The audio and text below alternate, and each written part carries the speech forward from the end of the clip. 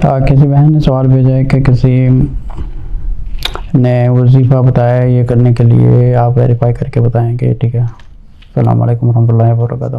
دیکھیں، ان کا سوال جواب دینے سے پہلے میں یہ کچھ بتا دوں کہ بہت ہی ضروری بات ہے جو ہماری سوسائٹی میں، خاص طور پہ انڈیا پاکستان میں جتنے بھی مسلمان ہیں، ہمارا سب سے بڑا مسئلہ یہ ہے کہ ہم تو قرآن پڑھتے نہیں ہیں، اور سب سے بڑی بات ہے کہ قرآن کے بعد ہم رسول صلی اللہ علیہ وسلم کی زندگی کے بارے میں نہیں پڑھتے ہیں، جہاں صحابہ کے بارے میں نہیں پڑھتے، تو ہم بھٹک جاتے ہیں۔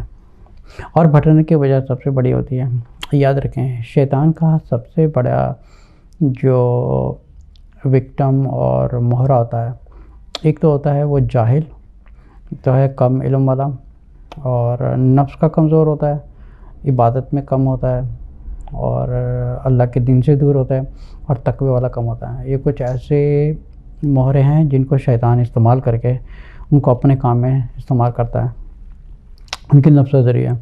تو مین ٹاپک آنے سے پہلے میں کچھ پہلے ان چیزوں کے بارے میں بیان کر دوں کہ اس پیغام کو میری سب سے پہلے آپ سے درخواست ہے، آپ جتنا پھیلا سکتے ہیں، اللہ کو جزائے خیر دے، یہ بہت ہی ضروری پیغام ہے۔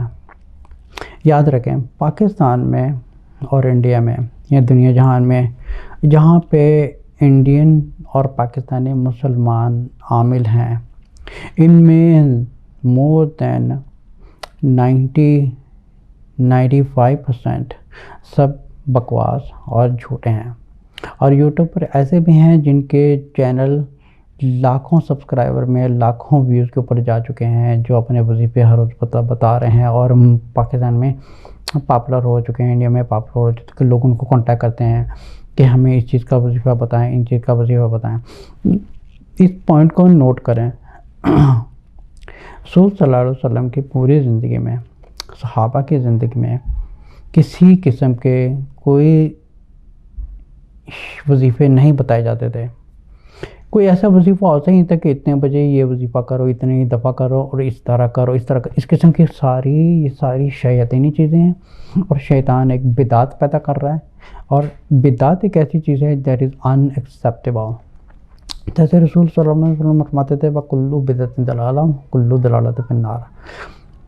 رسول صلی اللہ علیہ وسلم نے فرمایا تھا کہ جتنے بھی بدعات ہیں، جو بدعت ہوتی ہے، جو اللہ کے رسول صلی اللہ علیہ وسلم نے یا صحابہ کی زندگی میں کمی، ہمیں اس کی نشانی نہیں ملتی، کسی صحابہ نے یہ بتایا کہ رسول صلی اللہ علیہ وسلم نے یہ کرنے کے لیے کہا ہے۔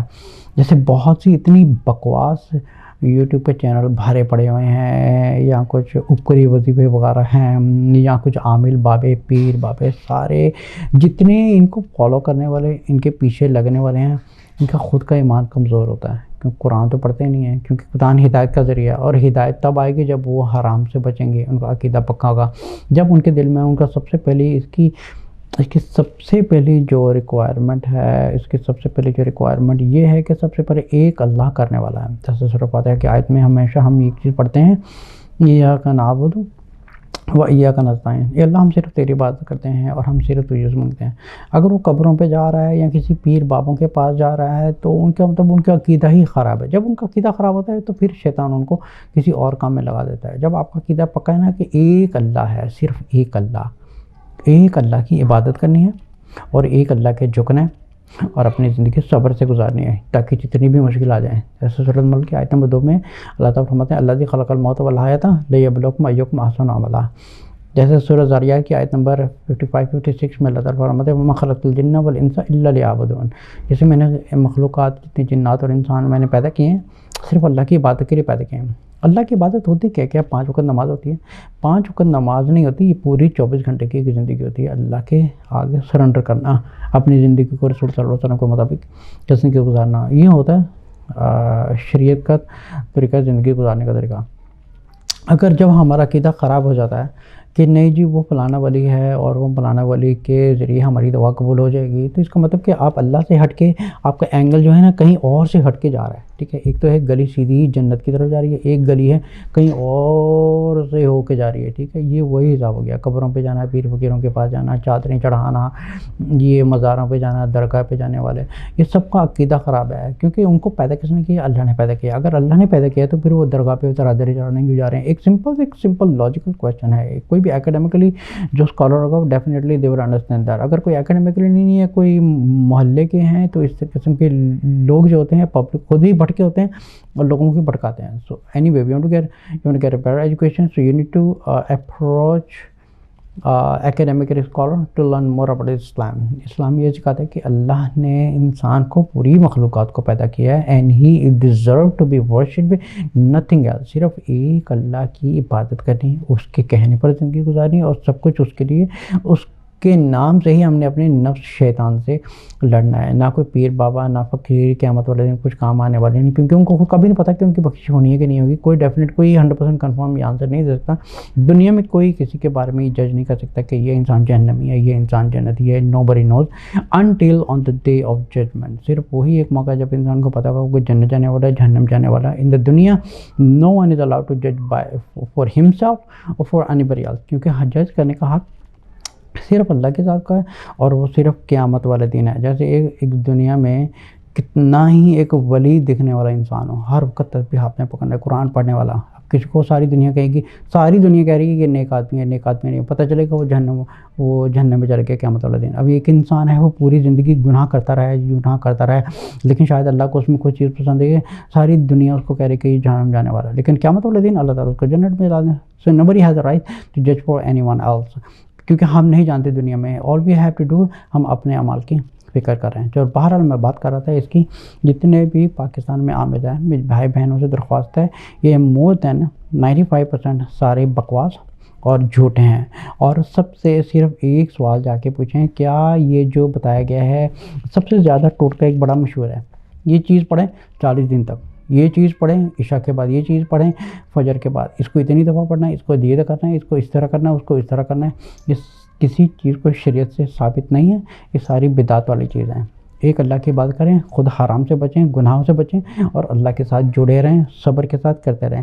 جیسے قرآن میں اللہ فرماتے ہیں وَاسْتَعِینُوا بِالصَّبْرِ وَالصَّلَاةِ, کچھ اللہ کے ساتھ کہ نماز کے ساتھ اور صبر کے ساتھ اللہ کی مدد حاصل کریں. یہ طریقہ اللہ کی مدد حاصل کرنے کا. اب فلانے ٹوٹ کے, یہ ٹوٹ کے, اب پتہ کیا ہوتا ہے کہ جب انسان کا بس نہیں چلتا, پھر اس کا سہارا ڈھونڈتا ہے, اس کا سہارا ڈھونڈتا ہے. کسی کا سہارا ڈھونڈنے کی ضرورت نہیں ہے. سب سے پہلے خود حرام سے بچیں, اپنا عقیدہ ٹھیک کریں, گناہ سے بچیں, اور مستقل طور پر اتنے اذکار کریں, اتنا کچھ کریں کہ اللہ کو راضی کرنے کی کوشش کریں, کہ تاکہ اللہ مجھ سے راضی ہو جائے اور اپنے گناہوں کی بخشش کروائیں. ایک دفعہ گناہوں کی بخشش کروائیں گے, پھر اللہ تعالیٰ آپ کی زندگی میں آٹومیٹکلی برکت پیدا کرے گا. یہاں ہو سکتا ہے کہ دنیائی آزمائش ہو, آپ کے لیے دنیا نہ ہو سکتا ہے اللہ تعالیٰ نے آپ کے لیے آخرت میں سب کچھ رکھا ہوتا. تو میرا کہنے کا سب کچھ یہ مین پوائنٹ یہ تھا, جتنے بھی بہن بھائی ہیں, جتنے بھی پاکستان میں عامل بابے یوٹیوب چینل والے, جتنے بھی وظیفے بتانے والے, یہ سارے more than 95% سارے ہی بکواس اور ایک نمبر کے جھوٹے ہیں. اور ایک چیز یاد رکھیں, جب شیطان کو پتہ کہ وہ ڈائریکٹلی کسی سے گناہ نہیں کروا سکتا, کسی سے شرک نہیں کروا سکتا, وہ کسی سے بدعت نہیں, وہ کسی سے غلط نہیں کروا سکتا, ٹھیک ہے.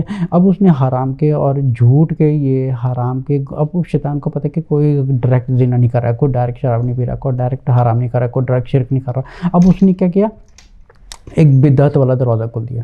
اب بدعت والا راستہ کون سا ہے؟ ایک رسول صلی اللہ علیہ وسلم کی تعلیمات کو چھوڑ کے کسی عامل کے پیچھے لگ جانا ہے, یا کسی یہ وظیفے بتانے والوں کے پیچھے لگ جانا ہے. یہ ان کا طور طریقہ ہے. یہ سارے ہی جھوٹے اور بکواس ہیں. ایک اللہ کی عبادت کریں, اور صرف ایک اللہ سے صرف مانگتے رہیں, اور اپنے آپ گناہوں سے واش کریں. سب سے بڑی اس کی ریکوائرمنٹ یہ ہے کہ اپنے آپ کو حرام سے روکیں.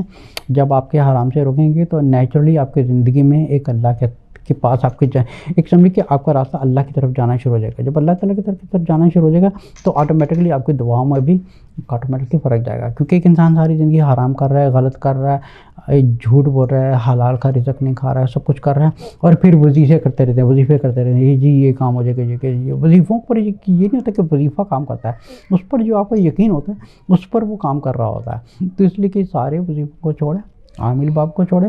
یہ جتنے بھی میرے بھائی بہنوں سے درخواست ہے, خدا کے لیے, اللہ کے واسطے, سب کا پیچھا چھوڑیں. یہ سب شیاطینوں کا ایک بہت بڑا گروپ ہے. ان سب کو چھوڑ کے ایک اللہ کی کتاب کو پکڑیں اور اپنے آپ کو حرام سے بچائیں, اللہ کی عبادت کریں, غلط چیزوں سے بچیں, اپنی نظروں کی حفاظت کریں, آنکھوں کی حفاظت کریں, نفس کی حفاظت کریں, کان کی حفاظت کریں, زبان کی حفاظت کریں. پھر اللہ تعالیٰ آپ کی زندگی میں برکت آٹومیٹکلی پیدا کرے گا. اور یہ آپ کو کیا ہوتا ہے کہ جب انسان خود اللہ سے دور ہوتا ہے تو پھر اللہ تعالیٰ کیا کرتے ہیں, اللہ تعالیٰ اس کے پیچھے شیطان کو لگا دیتے ہیں, پھر اس کے پیچھے تو لگا رہا ہے. ٹھیک ہے, اللہ تعالیٰ کیا ہوتا ہے کب اس کا یقین اس کو اسی کے اوپر پکا دکھا دیتے تو اسی کے پیچھے لگا رہا ہے. پھر کیا ہوتا ہے کہ وہیں پہ اس کی آخرت برباد ہو جاتی ہے. اللہ پر یقین رکھیں اور اللہ پر بغیر مایوسی کے, جیسے اللہ تعالیٰ فرماتے ہیں کل یا عبادی الذین اسرفوا علی انفسہم لا تقنطوا من رحمۃ اللہ. ٹھیک ہے, اللہ تعالیٰ کی رحمت سے ذرا مایوس نہ ہو. اگر گنہ کار بھی ہیں اللہ سے معافی مانگیں, اپنی زندگی نہیں شروع کریں, اپنے اعمال کو واش کریں. سب سے بڑی بات ہوتی ہے اپنے اعمال کو واش کریں. جب اعمال کو واش کریں گے, اعمال میں ایک مردوں کے اعمال میں سب سے زیادہ خرابی ہوتی ہے میوزک, موویز وغیرہ, یا غلط چیزیں دیکھنا, غلط چیزیں سننا. اسی طرح عورتوں کے اعمال میں سب سے بڑا خرابی چیزیں ہوتی ہیں ان کے فیشن, کپڑے, میک اپ, یہ ساری چیزیں, میوزک, ویشن, سوشل میڈیا, ساری چیزیں. ہر طرح سے شیطان کسی نہ کسی کو گھیرتا ہے. تو سب سے پہلے اپنے گناہوں کو ختم کریں, اللہ کی طرف اپنے آپ کو موڑیں. کوئی وظیفہ, یہ سارے بکواس ہوتے ہیں. یہ اب شیطان کیا کرتا ہے کہ جب ڈائریکٹلی کسی سے گناہ نہیں کروا رہا تو قرآن کا سہارا لے کے اس میں سے ہی سہارا لے رہے کہ انسان کے دل میں یہ آ جائے کہ یہ اللہ کا کلام ہے, اس کو میں اتنی دفعہ کروں گا. تو یہ تو ٹھیک ہے, اللہ کا کلام ہے, ٹھیک ہے, میں مانتا ہوں یہ اللہ کا کلام ہے, اس کو ہم جتنی دفعہ پڑھیں گے بے شک اس میں ایک فرق آئے گا. لیکن اس میں جو بدعت والی چیز ہے وہ یہ ہے کہ یہ رسول صلی اللہ علیہ وسلم نے کہاں لکھا ہے کہ اس کو اتنی دفعہ کرنا ہے اور اتنے دفعہ کرنا ہے اور اتنے بجے کرنا ہے. یہ مجھے کوئی پروف کر کے بتا دے, میں بھی کرنا شروع کر دوں گا. مجھے کوئی پروف کر کے بتا دے, کوئی عامل دنیا کا یہ چیز پروف نہیں کر سکے گا اس کو اتنی دفعہ کرنا ہے. ہاں یہ کہہ سکتے ہیں اگر کوئی بدعت سے بچنے کی اسی چیز کو آپ اگر سنت کے حساب سے اگر اچھے طریقے سے اگر استعمال کریں تو اس کو آپ یہ کر سکتے ہیں کہ اگر کوئی آپ کو تکلیف ہے, ٹھیک ہے, آپ قرآن میں سے اس کی آیت لیجئے, اس آیت کو آپ کثرت سے پڑھیے, اور جتنا بھی آپ کو ٹوٹکے کرنے ہیں, ٹوٹکے کرنے سے سب سے پہلا اس کی شرط یہ ہے کہ اپنے آپ کو حرام سے بچائیں. اپنے آنکھوں کی حفاظت کریں, کان کی حفاظت کریں, زبان کی حفاظت کریں, نفس کی حفاظت کریں, اپنے آپ کو حرام سے بچائیں اور آپ کا رزق بھی حرام سے بچائیں. ٹھیک ہے, جب ساری چیزیں ختم کر دیں گے پھر آپ خود اس پر عمل کریں. اور دوسرا یہ ہے کہ کسی عامل کے پاس, کسی کے پاس جو ضرورت نہیں, مور دین 95 سارے جھوٹ اور مکار ہیں.